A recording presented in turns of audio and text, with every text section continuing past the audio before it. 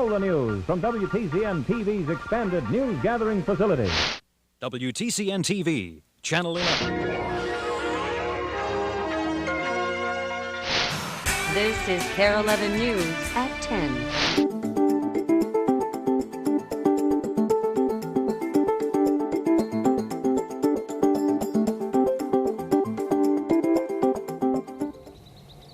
A more picturesque setting you would be hard-pressed to find. A more compelling example of pure innocence you may never find. A lamb is something you want to pick up and just snuggle with. They are very gentle animals. They'll follow anything that moves in the first few hours until they start bonding to their mother. Her name is Cindy Wolf. A wolf in sheep's clothing. And together with her husband, Kelly O'Neill, they raise sheep in the valleys of southeastern Minnesota near the town of Rushford. Moss, come by. It's seldom easy and at times would be impossible Walk up. without special assistance from dogs. Good dog. We use border collies as herding dogs to help us move the sheep and manage them from all aspects. They're very obedient, very caring animals, and they don't talk back unlike some people. Good boy. It's herding dogs like Moss Come on, nannies. and Zach that are charged with keeping the flock in line. But these seemingly docile creatures are charged with keeping it alive. Part Great Pyrenees, part Akbash. At first, they don't appear to do much of anything. But notice how they circle the wagons as a ewe gives birth. I'm convinced that they sense when one of their charges, a ewe, is most vulnerable or most helpless. With lambing season in full swing, there is a sense of urgency as dusk moves across the pasture. And with the moon inching above the horizon, there's only one thought on O'Neill's mind. Coyotes coming out of the woodwork.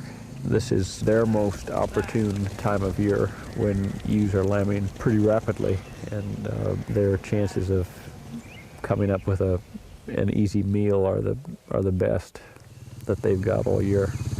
As darkness approaches, some of the sheep are not accounted for.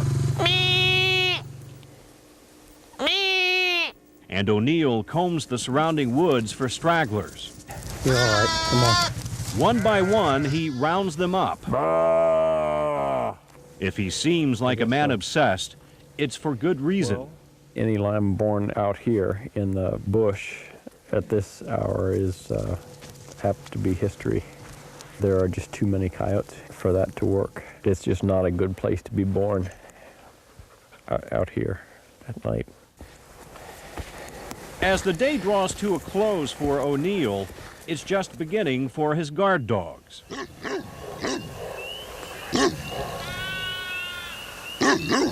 And in darkness, through the use of a special night scope, you can see them literally spring into action, patrolling the borders of the flock and holding predators at bay.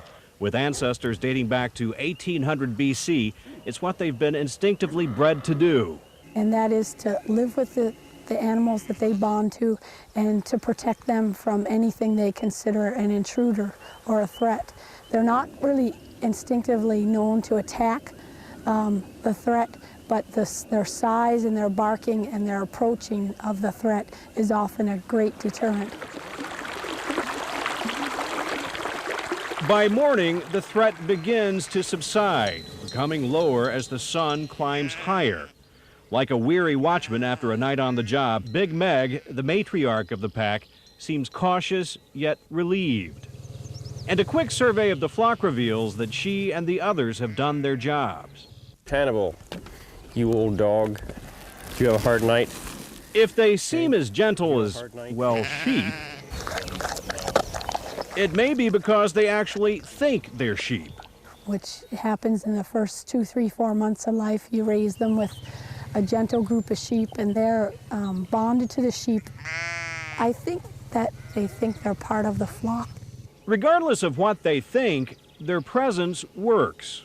Wolf and O'Neill went from losing as many as 50 lambs a year to coyotes to virtually none when they started relying on guard dogs.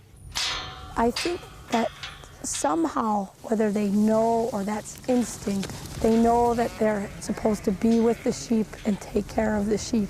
Brad Woodard, KARE 11 News, near Rushford.